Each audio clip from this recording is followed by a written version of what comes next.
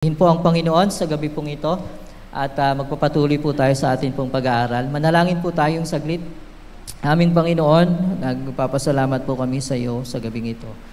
Dalangin po namin, aming Panginoon, ang pangungusap mo sa pagpapatuloy ng amin pong pag-aaral ng iyong mga salita.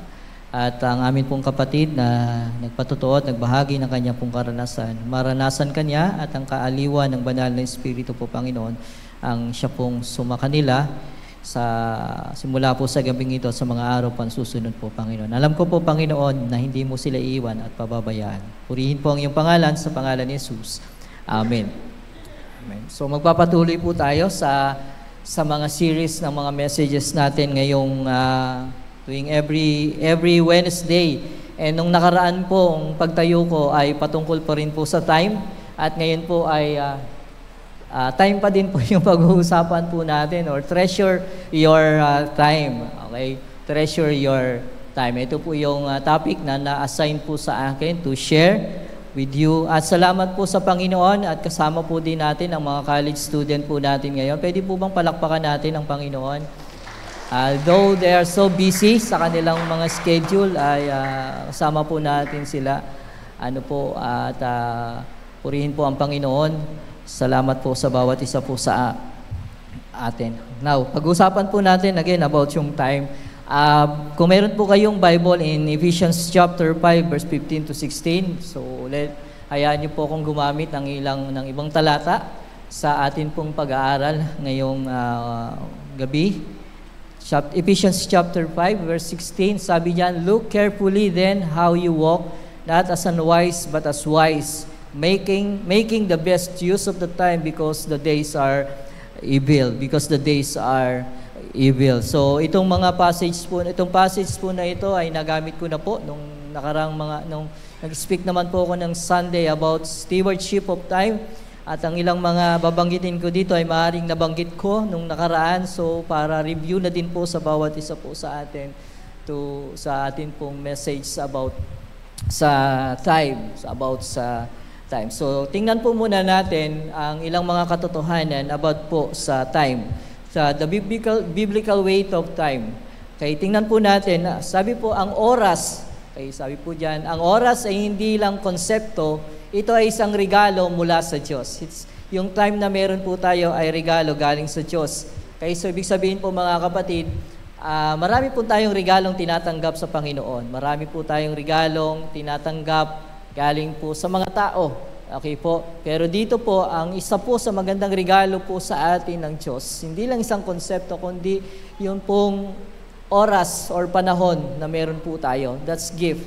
Okay? Yung time na meron po tayo ay regalo ng ating Diyos sa atin. Nabanggit ko nung nag-speak ako ng Sunday na ang bawat isa po sa atin, ang bawat isa sa atin ng mga tao na nilikha ng Diyos ay may pare-parehong mga oras. No, meron tayong 24 hours a day. So lahat po, walang binigyan dito ng 22 hours a day. Halimbawa si Gwen Lyle ay 22 hours lang, tapos si Reggie 27 hours. Parang hindi naman pwede yun, no, Reggie? No, so ibig sabihin pare-parehas po tayong may mga oras at pantay-pantay po o pantay-pantay yung oras na pinagkaloob ng Diyos sa atin. At yun ay regalo. At alam niyo po ba, sabi diyan sa Biblia, ang oras ay hindi dapat aksayahin, kundi dapat tubusin or to redeem. Nire-redeem natin o ginagamit, sabihin na natin, ginagamit natin ito sa maayos. Okay? So yun ang sinasabi ng Biblia pagdating sa oras. Hindi po tayo tinuturuan, sabi din po dyan, hindi tayo tinuturuan na basta gamitin lamang ito, kundi gamitin ito sa pinaka-mainam na paraan. Dahil ang mga araw ay masasama, because the days are evil. Ang mga pagkakataon ngayon ay maaaring hindi na bumalik. So ito po yung ilang mga katotohanan sa Biblia patungkol sa oras. Ang mga pagkakataon ngayon ay maaaring hindi na bumalik. Halimbawa, yung oras na na-spend mo ngayon, na sinayang mo ngayon, o hindi mo ginamit ngayon sa tama o sa wasto, hindi na yan mauulit bukas. Bagong oras na yung meron ka bukas. Hindi siya naiipon. Okay? Hindi siya naiipon. Kung hindi mo ginamit ng wasto yung oras mo ngayon, bukas, hindi mo na siya pwedeng gamitin yung oras ngayon. Hindi mo pwedeng idagdag. So, sabi dito, to treasure your time is to give value Okay? Kapag sinabi dun sa title natin, treasure your time, ang ibig sabihin lang nito, pahalagahan mo. Di ba kapag nakakita kayo, kung meron kayong kayamanan, o merong isang bagay na ibinigay sa inyo, tinitreasure nyo yun. Ibig sabihin, pinapahalagahan nyo yun, iniingatan nyo yun, or kung gagamitin nyo man yun, gagamitin nyo yun dun sa purpose mismo ng regalo na meron kayo. Tama?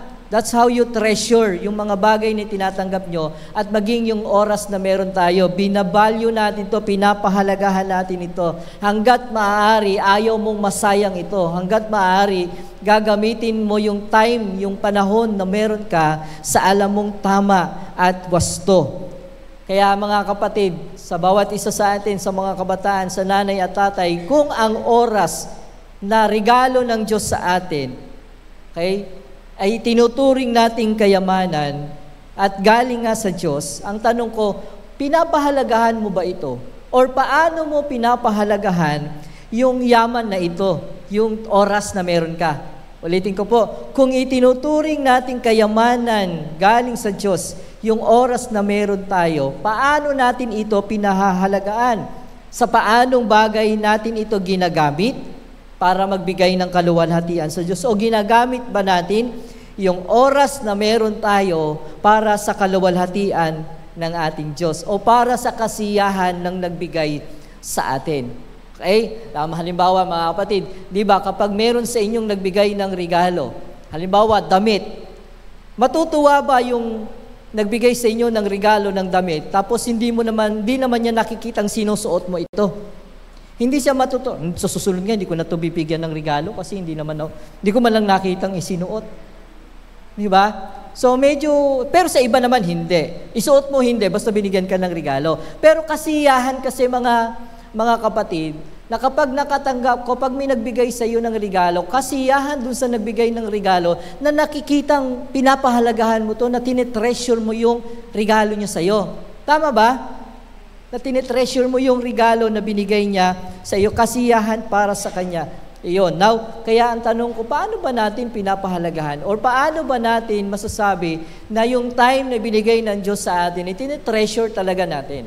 Ilang mga katotohanan po ang gusto kong ibahagi. 3 lamang po yata ito na puntos ko sa pag-aaral natin. Paano ba natin magagamit yung time natin para sa kaluwalhatian o para sa kasiyahan ng nagbigay nito sa atin? Okay? Paano ba natin maipapakita na tinitreasure talaga natin yung time natin? Una, ang sabi dyan, be a good steward of your time. Okay? Be a good steward of time. Nung nag-speak nga ako ng Sunday, ang topic ko ay stewardship ng time. Pagiging magbuting katiwala ng time na meron tayo. Sabi dyan, stewardship is more than money. Okay? Kapag sinabing pagiging mabuting katiwala, kasi kapag yun ang pinag-uusapan kasing stewardship, agad na pumapasok sa isip natin ay pera. Ano? Pera. Pero sabi dito, ang pagiging mabuting katiwala ay hindi lang naman patungkol sa pagkakaroon ng pera. Okay? Hindi lang patungkol sa kayamanan, material na meron ka. When we hear the word stewardship, sabi ko nga kanina, madalas ang naiisip natin agad pera. Pero pagdating sa Bible, okay, tinuturo ng Bible o ng Biblia, ng salita ng Diyos, na ang isa sa pinaka-precious resources ng God na ipinagkatiwala sa atin ay ang time na meron tayo. Okay? Ulitin ko, sinasabi o itinuturo ng Biblia ng isa sa pinaka-precious resources na ipinagkatiwala ng Diyos sa atin ay ang oras. At ang isang katotohanan, sabi nga, pwede kang magkaroon ng maraming pera. You can gain money back. Pwedeng yung pera na nawalan ka ngayon ng pera, bukas pwedeng magkaroon ka uli. Pwedeng maibalik mo yung perang nawala sa iyo ngayon. Pero sabi dito, but you can never get back yung time sa oras na ito ay lumipas na. Okay? Sa oras na ito ay lumipas na. Yung pera na meron ka ngayon, hindi mo ginamit, pwedeng madagdag yan doon sa pera mo bukas. Halimbawa, may 1,000 ka ngayon, hindi mo ginamit yon, nagkaroon ka ng 1,000 bukas, may dadagdag yon, magiging magkano? Magiging 2,000, ganun. Pero yung oras natin, yung hindi mo nagamit ngayon, hindi mo siya pwedeng idagdag bukas. The same 24 hours pa rin yung bukas. Hindi pwedeng ipunin. Okay? Sabi, being a good steward doesn't just mean giving to God financially. So, ang pagiging mabuting katiwala ay hindi rin tumutukoy lang sa patungkol sa pagbibigay mo sa Diyos ng financial or finances na meron ka. Hindi lang doon tumutukoy. Ang ibig sabihin po ng stewardship, minamanage mo ang pagiging mabuting katiwala. Tulad nga ng mensahe ko nakaraan, ay pinamamahalaan mo ng maayos yung buhay na meron ka under sa lordship ng atin pong Panginoong Hesus. Okay?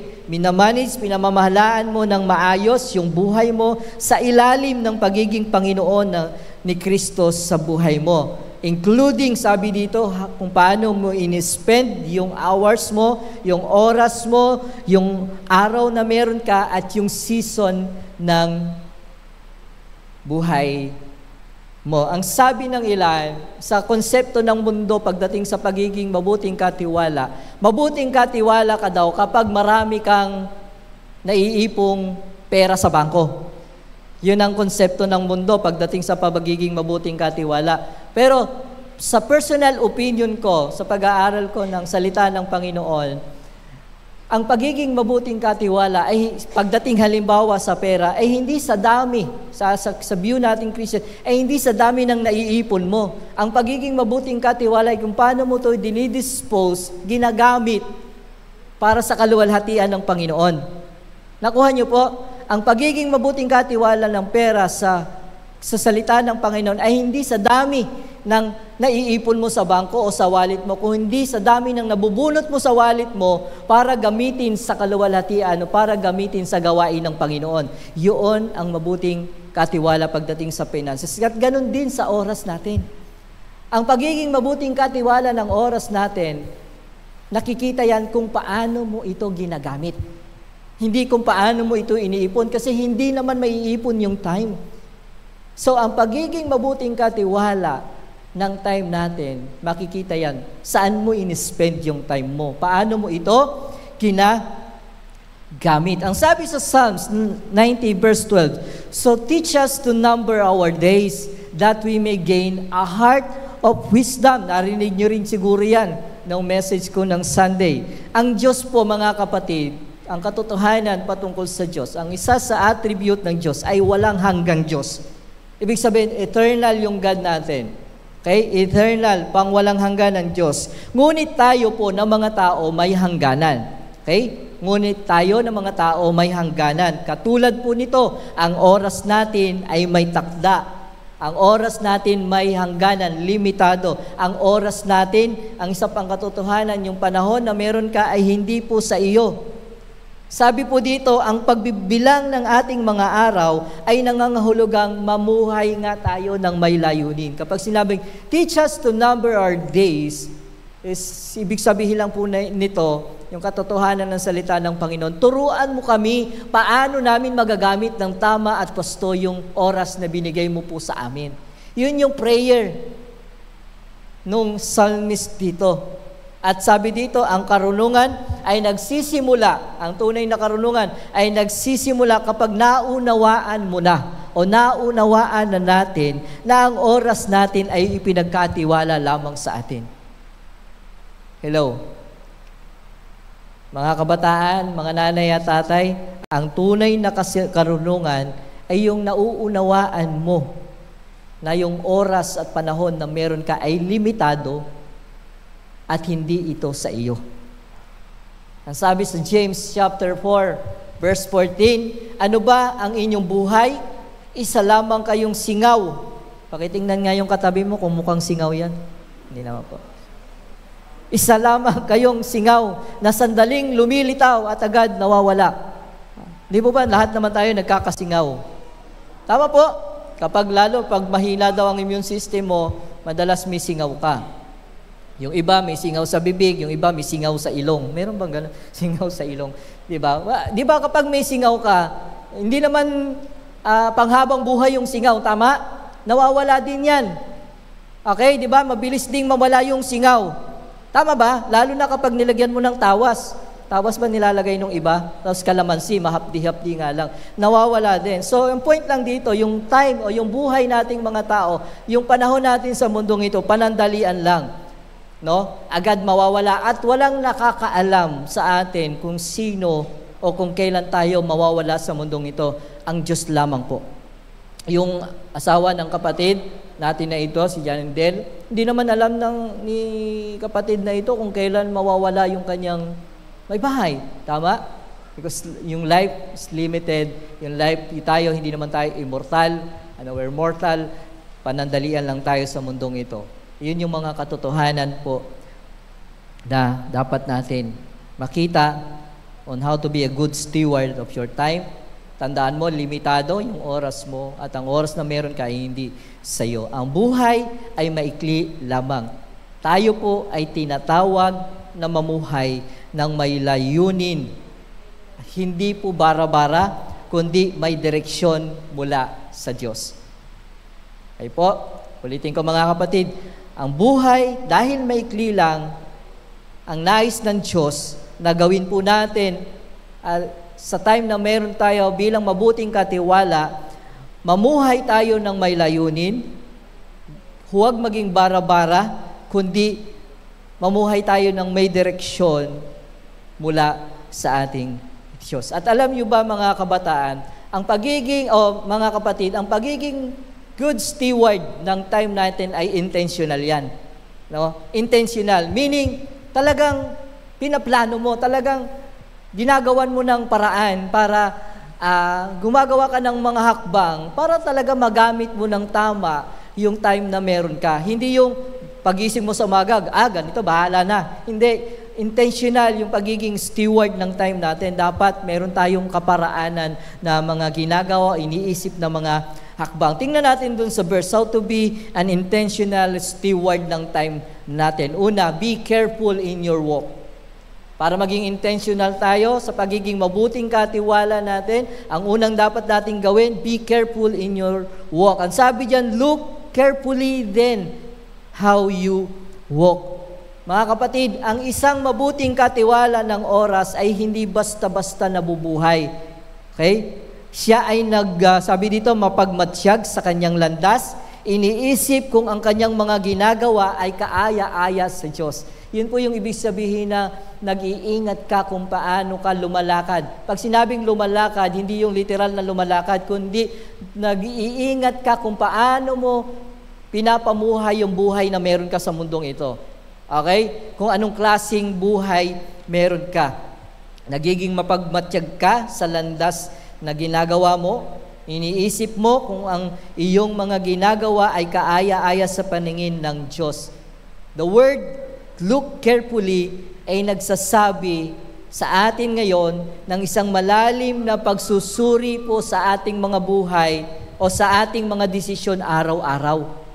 Kaya nga sinabi, intentional yung pagiging steward ng time Kasi kailangan mong suriin yung buhay mo, yung mga desisyon mo sa buhay mo araw-araw, kung buong ingat mo ba itong ginagamit o namumuhay ka ba ng maayos sa paningin ng Diyos. Mga kapatid, kamusta po ang buhay po ninyo? Kamusta po ang pamumuhay nyo ngayon? Ito po ba ay, sabihin na natin, nagiging kalugod-lugod po ba sa Diyos?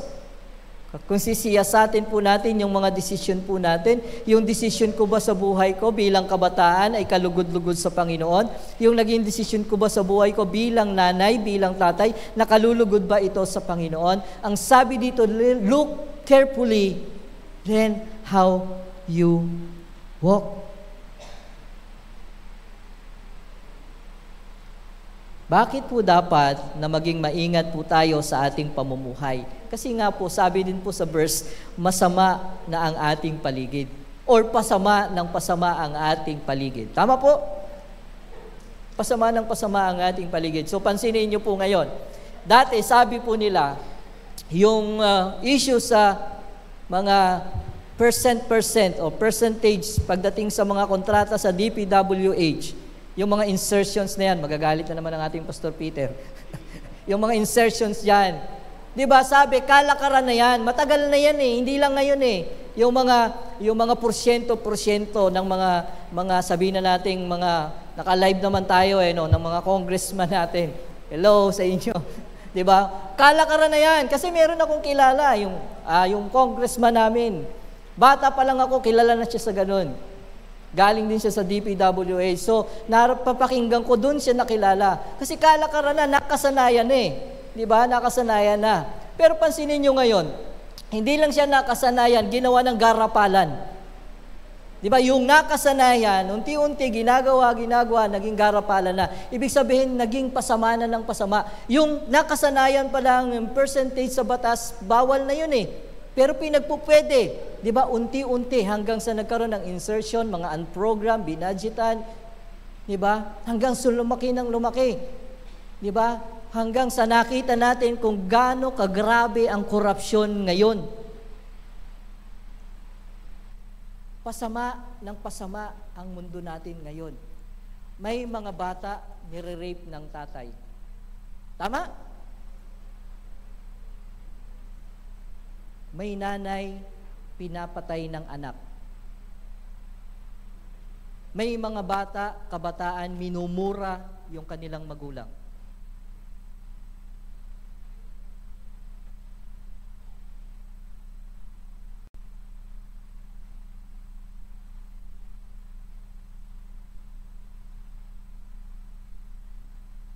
May mga miyembro, pinalalayas yung pastor. Hindi, biro lang.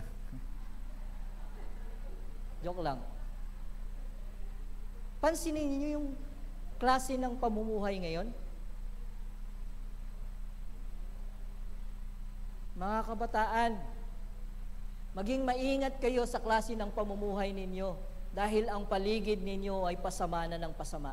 Mga nanay, mga tatay, mag-ingat tayo sa pamumuhay natin kasi hindi po pabuti ng pabuti ang mundo natin. Pasama siya ng pasama. Kaya nga kailangan po talaga, no, na talagang maibahagi ang salita ng Panginoon at maturuan tayo ng salita ng atin pong Panginoon. Pasama ng pasama ang ating paligid. Sa panahon natin, no, sa panahon po ng kasamaan, hindi po tayo maaaring mamuhay ng pabaya. Hindi tayo dapat nagpapabaya.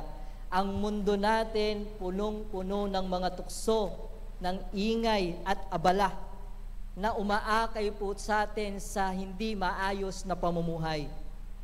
Kaya dapat gising po ang ating espiritu. Dapat gising po ang ating isipan at ating mga diwa. Dapat meron tayong karunungan at lagi tayong humihingi ng karunungan sa Diyos.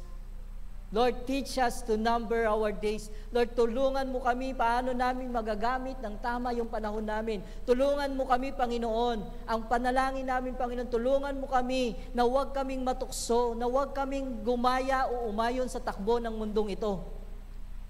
Be careful in your walk.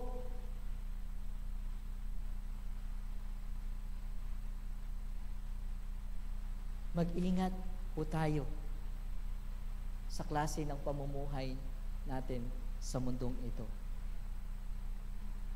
Ang tukso, ang kasamaan, nasa paligid mo lamang.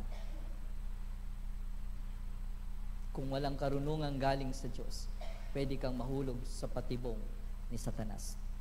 So be careful in your work, in your walk. Yun po ang paraan para talaga masabi natin na intentional tayo pagdating sa pamamahala at pagiging mabuting katiwala ng oras na meron tayo. Basahin natin to. Stewardship principle. Ang sabi diyan, a steward doesn't own anything. He manage what he belongs to someone else. So we must manage our time as a gift from God, not a possession for personal pleasure. Okay? For personal pleasure. So, ang time, ang pagiging mabuting katiwala, ibig sabihin nito, wala tayong pag-aari. Walang anumang bagay sa mundong ito na pag-aari natin. O, walang bagay sa mundo, sa buhay natin na pag-aari natin. Lahat pag-aari ng Diyos at para sa Kanya. Yung time, yung treasure, yung talent na meron ka, Lahat yan galing sa Panginoon at pagbaari ng Diyos at tayo at kayo ay katiwala lamang ng Diyos. So dapat pamahalaan natin ito bilang isang regalo. Gamitin natin ito bilang isang regalo, hindi bilang isang possession para sa kasariling kasiyahan natin. So ibig sabihin, mga kabataan, yung talent na meron kayo sa mga nanay, mga tatay, mga kabataan, yung talent na meron kayo, yung disposal niyan dapat para sa pleasure ng Lord, hindi para sa sarili mo. Yung treasure na meron ka, kapag ginagamit mo yan at gagamitin mo yan, hindi para sa personal pleasure mo, kundi para sa pleasure ng nagbigay sa iyo, sa kasiyahan ng nagbigay sa iyo. At ganun din yung time na meron ka. Ginagamit mo ito hindi para sa sariling kasiyahan mo, kundi para sa kasiyahan na nagkaloob nito sa iyo. Yun po ang principle ng stewardship. Kaya mga kapatid, huwag nating sayangin ang ating oras. Ang mabuting katiwala ng oras, ginagamit niya ang panahon na pinagkaloob sa kanya sa paraang mabibigyan nga po ng ngiti ang nagbigay. Ang tanong ko lamang po, mabuting katiwala ba tayo ng oras natin? Saan natin ginagamit ang oras natin? Ginagamit po ba natin ito sa mga gawaing magpapalago sa atin bilang mga anak ng Diyos? Ginagamit mo ba yung oras na meron ka bilang kabataan, bilang estudyante, yung oras na meron ka, ginagamit mo ba ito para mapagbuti ang iyong pag-aaral? O yung oras sa time na meron ka, ginagamit mo lang sa lakwatsa, pagbubulakwol? Sa mga tatay, sa mga nanay, o sa mga nanay muna, yung oras na meron kayo, ginagamit nyo ba ito sa paraang lalago kayo bilang isang nanay? O ginagamit nyo lang ito sa mga bagay na kung saan ay nag-uudyok lang sa inyo para laging magalit sa kapitbahay? Kasi ang madalas nyong ginagawa ay nanonood ng telenovela. Na ang ginagawa lang naman ng telenovela sa atin ay turuan tayong madaling magalit. Turuan tayong gumanti. Ginagamit po ba natin yung oras natin sa mga gawain na magpapalago po sa atin? Ganon din sa mga tatay. O baka naoras lang yung panahon po natin sa pagtatrabaho. Hindi po mali ang magsikap sa trabaho, pero baka nawawalan ka na ng oras sa Panginoon at sa iyong pamilya. Mga kapatid, saan po natin ginagamit yung oras na ipinagkaloob o nirigalo ng Diyos sa atin? Po, to be intentional pagdating sa steward of time, dapat maingat kang namumuhay. Pangalawa, be wise in using your time. Okay, be wise in using your time. Sabi dun sa verse, not as unwise, but as wise. Maging maingat, mamuhay ng may pag-iingat sa spiritual nating kalagayan. Sabi po, gamitin natin sa pinakamainam yung oras po natin. Sa original Greek o sa Griego, yung pong salitang pinakamainam, okay? O yung unwise, but as wise. Ang sabi, ito ay nangangahulugan, yung as wise, yung tubusin. Yung word na tubusin ay nangangahulugan po sa Greek na exagorazo. Yung redeem. Alam ko, yun yung message ng pastor nung nakaraan. No, yung pag sinabing redeem, tubusin yung oras. Okay? Exagorazo, bawiin mula sa pag-aaksaya. Okay, bawiin mula sa pag-aaksaya. Parang ganito, hindi ko alam kung sa pag-explain. Sino po sa inyo dito madalas magsanla ng wedding ring? Sino po sa inyo? Meron po ba ganon? Di ba? Na-try na ba? Pastor, hindi ko masanla, yung silver. Meron po ba sa inyo? Di ba dahil mahalaga po sa iyo yun, pag sinanla mo, ano gagawin? May redeem mo. Tutubusin mo yun, tama? Babayaran mo.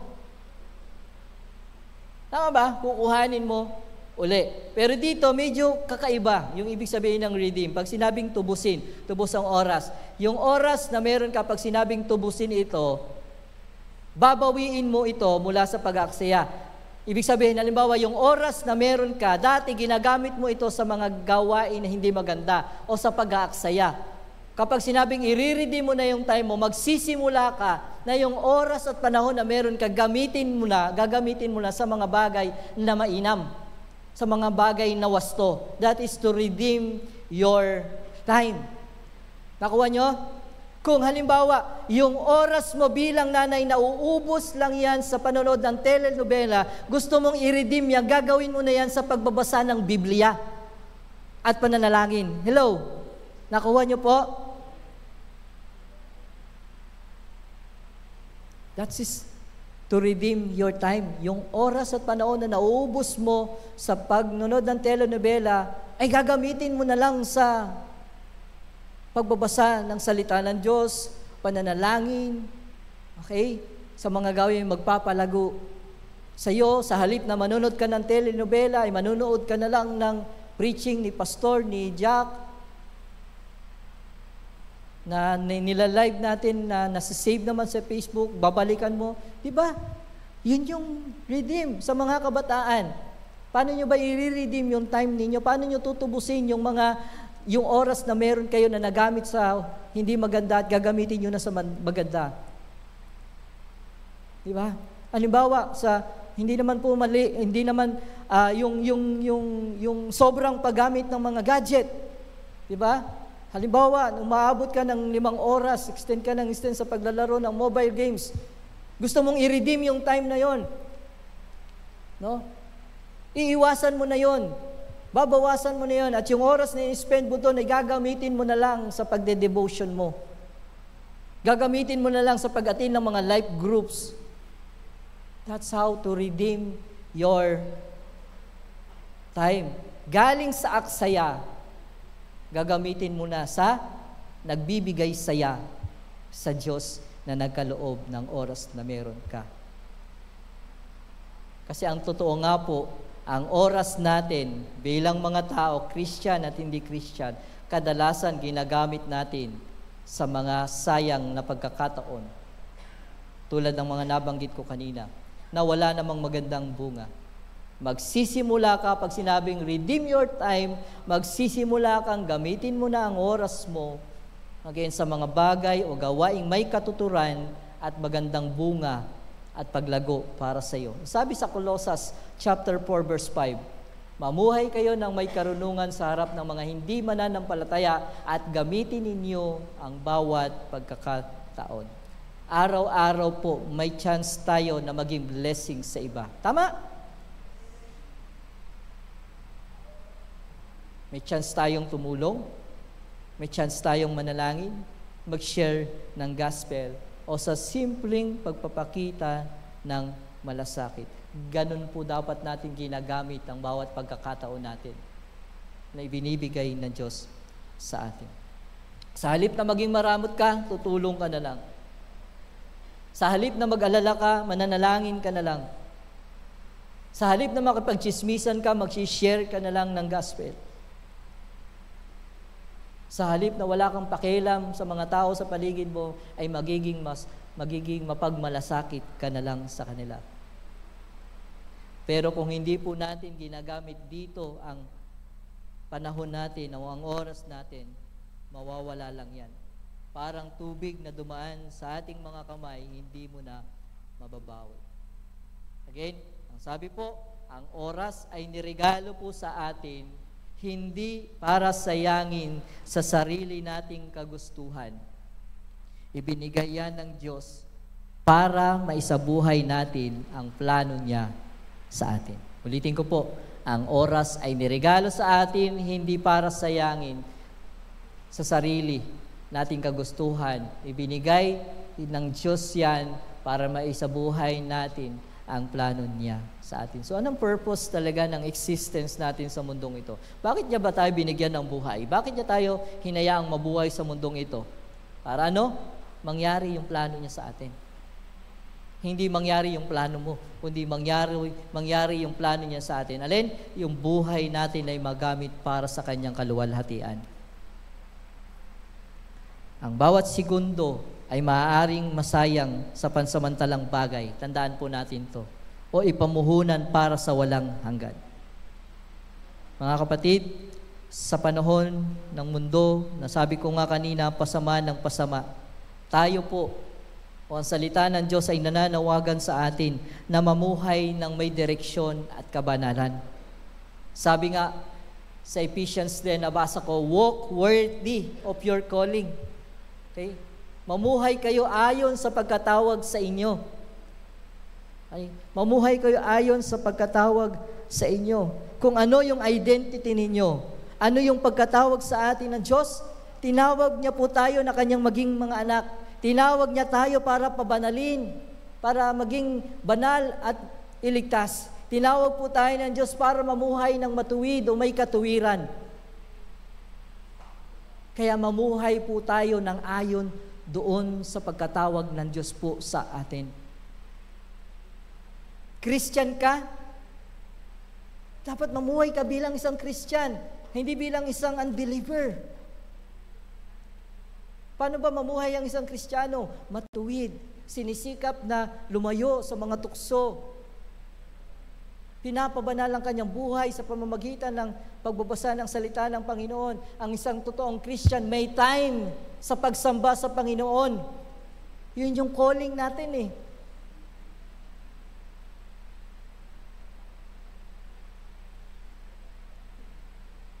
Ang isang Christian, tinatawag para lumago sa kanyang relasyon sa Panginoon. Walk worthy of your calling. Mga kapatid, dapat po nating tandaan ito. Ang pagiging marunong ay hindi lang basta alam mo ang tama, kundi yung marunong kang gamitin ang alam mo ayon sa kalooban ng Diyos. Para sa taong may karunungan, bawat oras ay chance para maglingkod sa Panginoon. Hello po. So, halimbawa po, marunong, matalino. Ang taong matalino, sinasabi sa Biblia, yung oras na meron siya, ginagamit niya yon sa mga gawain, sa mga gawain ng paglilingkod sa Panginoon. At kapag hindi mo ginagamit yung chance na yon, yung time na meron ka, hindi mo ginagamit para sa Panginoon, anong tawag sa'yo? Anong kabaliktaran ng matalino? Sa lingwahe na lang natin, bobo. Ang pagiging bobo, hindi lang yung sa utak yun ha. Yung pagiging bobo, yung alam mong dapat mong gawin para sa Panginoon na hindi mo ginagawa. Pakisabi sa katabi mo. Hindi. Sabi ni Larry Gadon, huwag kang. Ang sakit, di ba?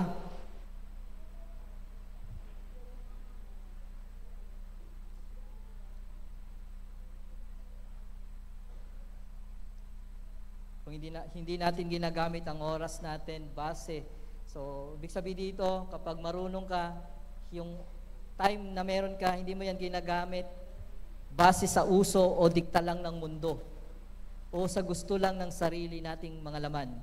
Dapat base ito sa pananaw ng langit. Kaya po, mga kapatid, sa bawat desisyon natin, lagi nating dapat tanungin ang ating sarili, paano ba ako magiging tapat kay Lord dito?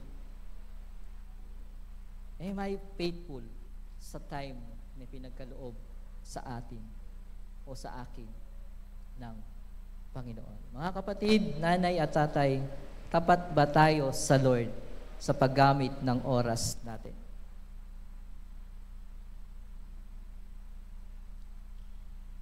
Mga kabataan, tapat ba kayo sa paggamit ng oras ninyo?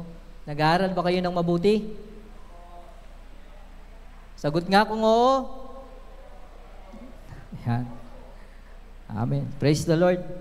O baka nauubos lang sa toma at tropa, sa barkada at lakwatsa. Sana hindi. Dahil darating ang oras, magsusulit tayo sa Panginoon. Kaya nga, be responsible with your time. That's our third and last point. Be responsible with your time. Mga kapatid, ang panawagan po sa atin, maging responsable tayo o maging accountable tayo sa oras natin. Hindi lang palaging, tandaan po natin ito, hindi lang po palaging on time ang pagiging responsible sa oras. But being on time is very good. Kundi, ang pagiging responsable sa oras, sinisigurado natin na ginagamit natin ng tama ang oras natin at naipapakita natin ito sa mga desisyon natin.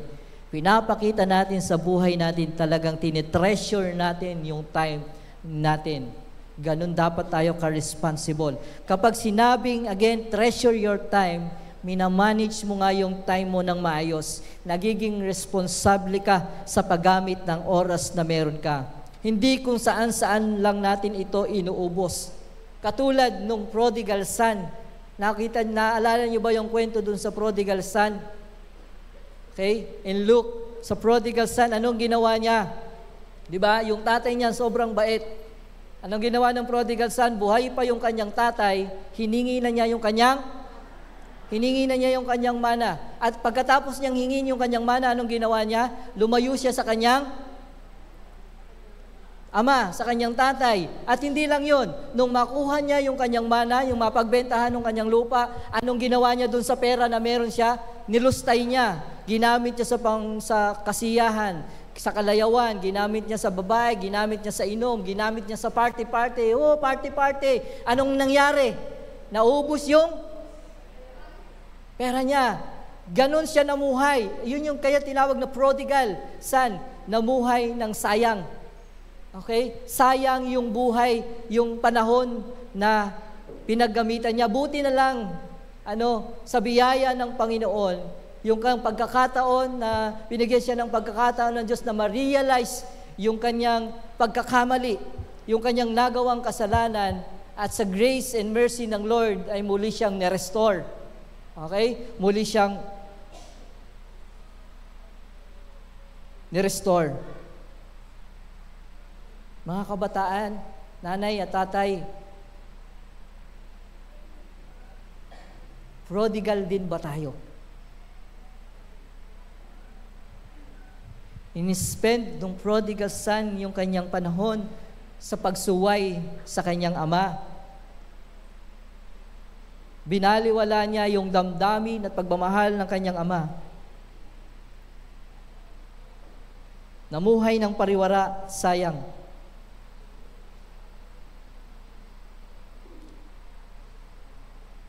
Naubos ang kanyang kayamanan. Ano nangyari? Nung namuhay siya ng sayang, iniwan siya ng kanyang mga kaibigan, naghirap, bumaho dahil dun sa klase ng trabahong kanyang pinuntahan. Ginawa, namuhay o bumaho ang kanyang kalagayan. In short, nasira ang kanyang buhay. Mga kabataan, mga nanay at mga tatay, and I will give emphasis doon sa mga kabataan natin. Mga kabataan, listen. Kapag hindi kayo naging responsable sa paggamit ng oras ninyo, maaring maging katulad kayo ng prodigal son. Yung buhay ninyo magiging sayang.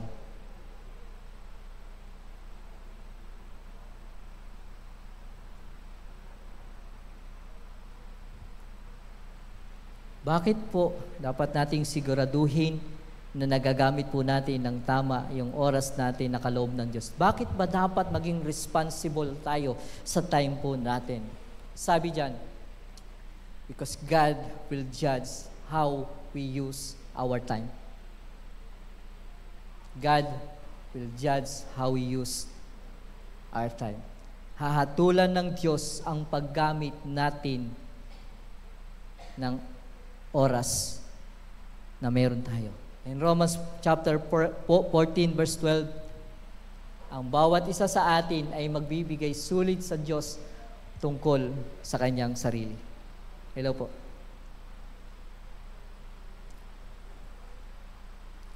Pwedeng dito ay magsulit na po tayo at maranasan po natin yung judgment ng God sa kasalanan natin at sa pagsuway natin. Napansin nyo, again, para sa ikagagalit uli ng Pastor Peter natin. Napansin nyo ngayon, dati hindi naman nabubulgar. Dati okay lang yung ganong klaseng korupsyon. Pero ngayon, bakit nalantad ang lahat? Bakit? Kasi ginajudge na ng Lord yung pagkakamali na akala ng mga ito ay magpapatuloy sila sa gawaing pangungurakot. Pero dumating na yung oras dito na pinagsusulit na nila yung kanilang mga nagawang kasalanan. Nawa, ang dalangin natin, dumating yung pagkakataon sa kanilang buhay na sila ay makakilala sa Panginoon. O nagagalit tayo dun sa korupsyon, sa kasalanan, pero nakakahabag ang kanilang kalagayan kung hindi po sila makakakilala sa Panginoon. Mga kabataan, kayo ang gusto ko talagang kausap ngayon. May na nga kayo mga nanay, tatay, bibiro lang. Kasi pwede nyo yung sabihin, Pastor, saka ako na pag-iisipan yan, bata pa ako eh. Pero tulad ng sinabi ko kanina, limitado ang oras natin, hindi natin hawak ang ating buhay. Pwedeng ngayon o bukas ay pwedeng mawala tayo sa mundong ito. Tandaan po natin, ang bawat pagsuway po natin sa Diyos, halimbawa sa hindi natin paggamit ang tawa sa oras natin, magbibigay sulit tayo sa Panginoon dito hanggang sa pangwalang hanggan. Ang bawat minuto at desisyon ay may pananagutan po sa Diyos. Kabilang po dito kung paano natin ginugugol ang ating oras, kung ano ang mga bagay na pinapahalagahan natin, at ano yung ating mga pinababayaan. In 2 Corinthians 5:10, sapagkat tayong lahat ay haharap sa hukuman ng Diyos. And that's eternal. Sa pagbabalik ng ating pong Panginoon.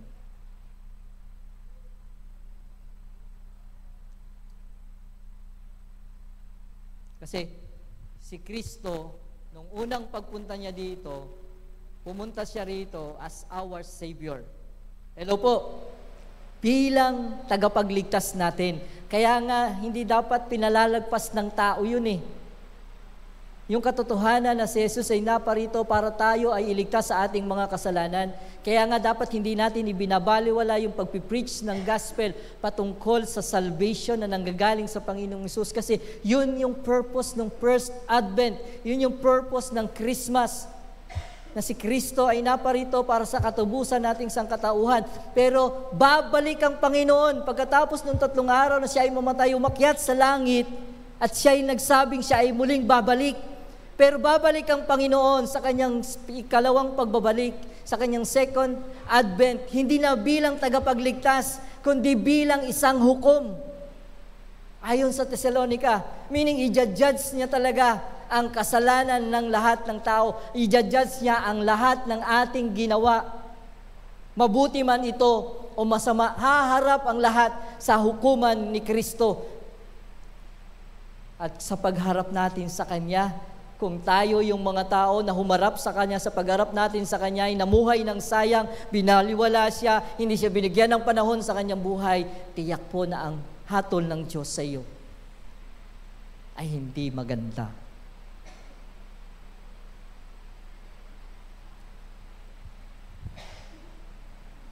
Ang oras na naaksaya sa kasalanan o sa sariling interes ay magdudulot ng pagkawala din po ng gantimpala o ng katiyakan ng buhay na walang hanggan.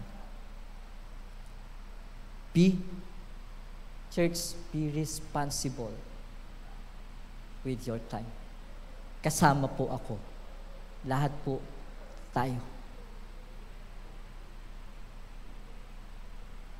Mga kabataan, magsisimula ito o dapat magsimula ito ngayon sa inyo. Hindi bukas, hindi sa pagka-graduate ninyo, hindi sa pagkakaroon nyo na ng trabaho, ngayon na. Dapat magsimula na maging responsable kayo sa oras na meron kayo.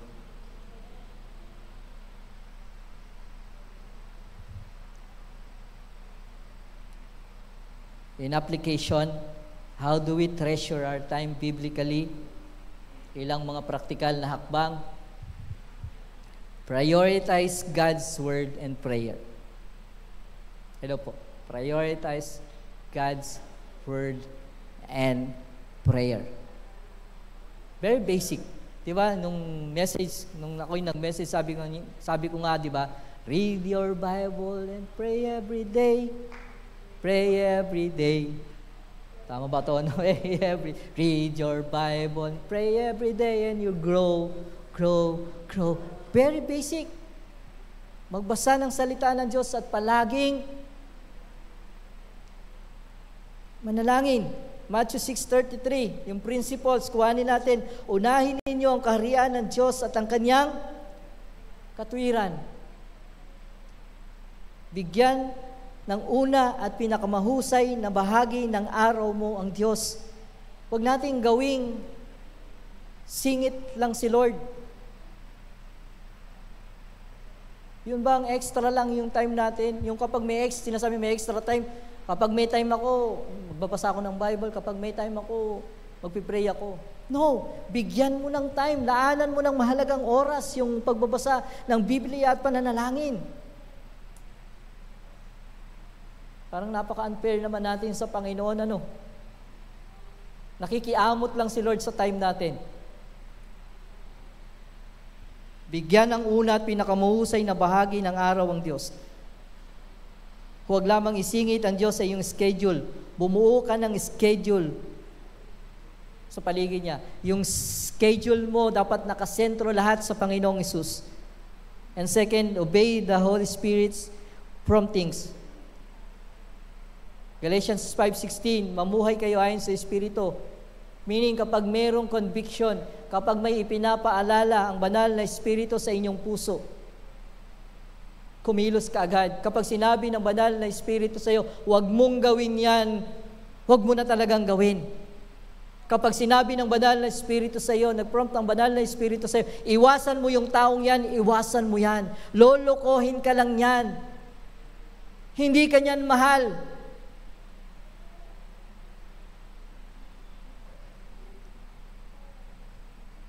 Ang pagkaantala ay madalas na dahilan ng pag-aaksayan ng pagkakataon. Tandaan po natin mga kapatid. So, prioritize God's Word and prayer, obey the Holy Spirit's promptings, and third, avoid time-wasting distractions and sin. In Hebrews 12:1, ilaglag natin, yan sa translation na to, ang bawat pabigat at kasalanang madaling bumitag. Ibang translation po. Okay? Iwanan natin ang anumang mga kasalanan na humahad lang sa atin para hindi po tayo makapamuhay ng ayos at tama sa patingin ng atin pong Panginoon. Ano ba yung mga bagay na ito? Baka yung nakakabigat sa iyo, kaya hindi mo mabigyan ng time si Lord is yung social media. Alisin mo na yon.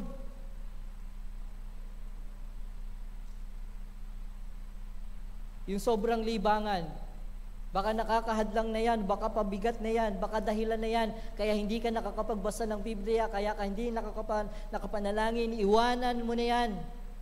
O anumang kasalanan na meron tayo na kumukuha ng oras natin na dapat ilaan natin sa Diyos.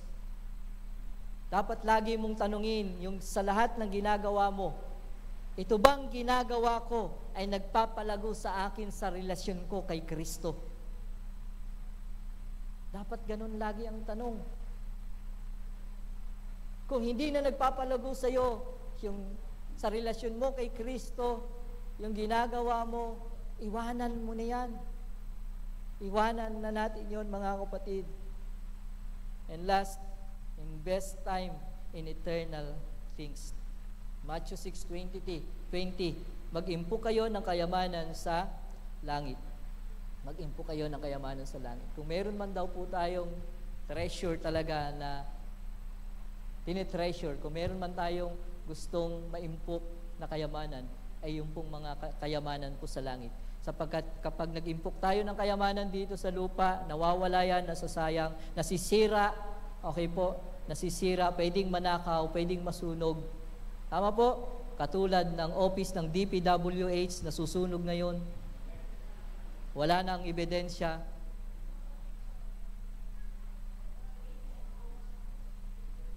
Ang galing-galing nila. Mga kapatid, mag-impok tayo ng kayamanan sa langit. Paano? Maglingkod sa kapwa.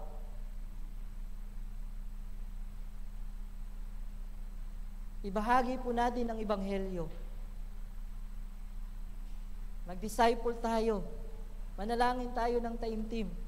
Gumawa tayo ng mga gawaing magbibigay ng kapurihan sa ating Panginoon. Gamitin natin yung talento natin para sa Panginoon. Umabot tayo ng mga taong wala pang pagkakilala sa Panginoon. Tumulong tayo sa mga nangangailangan. Pag-iimpok po yun ng kayamanan sa langit. Sabi nga po, kung meron man daw po tayong pinagagamitan ng pera or treasure na meron tayo sa buhay natin, ito ay ang gamitin ito sa pagtulong sa ating kapwa. Pag-abot sa ating kapwa sa mga wala pa sa Panginoon. Sa misyon ng ating pong Panginoon. Sa mga gawaing magpapalago po sa atin. Ilan lamang po ito sa mga uri ng oras na may walang hanggang kahalagahan, na may eternal value. Invest your time sa mga eternal things, sa mga gawain na may eternal value. In conclusion, the urgency of now. Bawat segundo, regalo ng Diyos. Hindi mo hawak ang bukas. Kaya gamitin mo ang ngayon para kay Lord. The urgency of now, mga kabataan, again, sobrang mahal ko kayo, sabi ko kanina, at mahal kayo ng church. The urgency of now. Bawat segundo na meron kayo, regalo ng Diyos yan.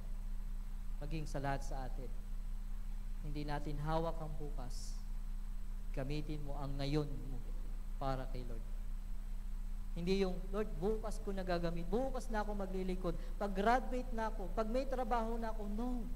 Yung ngayon, yung ipagamit mo sa Panginoon.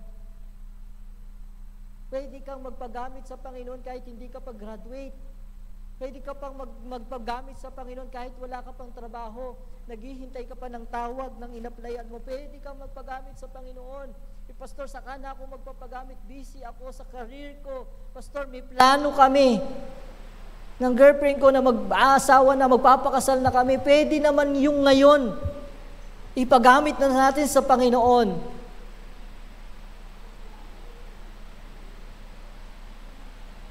In Romans 13:11, gising na kayo sa inyong pagkakatulog sapagkat ang kaligtasan ay mas malapit ngayon. Again, hindi natin pag-aari ang ating oras. Pag-aari ito ng Diyos. 2 Corinthians chapter 6:2, ngayon ang takdang panahon, ngayon ang araw ng kaligtasan. Kaya kapag nakarinig tayo ng Ebanghelyo patungkol sa kaligtasan ng Panginoon, hindi bukas ang tugon, ngayon. Hindi ka bukas, susunod, ngayon.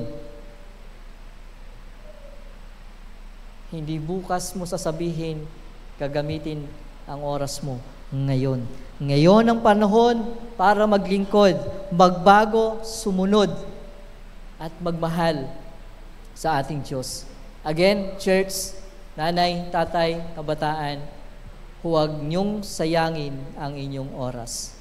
Redeem your time. Tubusin nyo ito. Galing sa sayang, magsimula tayong gamitin natin ito para sa mga gawain na magbibigay ng kasiyahan sa ating Panginoon. Again, our bottom line, ang oras ay kaloob ng Diyos, huwag nating sayangin. Gamitin ito sa paraang maluluwalhati ang ating Diyos. Manalangin po tayo. Panginoon, salamat po sa pagpapaalala mo po sa akin, sa aming lahat, kung gaano po kahalaga yung time. na kailangan po namin talagang i-treasure yung time. Gamitin sa magbibigay ngiti sa iyo. Panginoon, tulungan niyo po ang mga kabataan na magamit yung time nila sa tama. Tulungan niyo po yung mga tatay na magamit yung time nila sa mga gawaing magpapalago sa kanila. Ganon din po sa mga nanay. Sa bawat isa po sa amin po, Panginoon, humihingi po kami ng tawad. Kung namuhay kami ng sayang, pagkagising namin sa umaga ay sayang na ng aming ginagawa, patawarin niyo po kami, Panginoon. Patawarin niyo po kami, Panginoon. Kung sa buong linggo, sa mga araw na lumipas na ito, ay puro sayang lang, Panginoon, ang pinagbuhusan namin ng panahon at oras po namin. Patawarin niyo po kami. Patawarin niyo kami, Panginoon.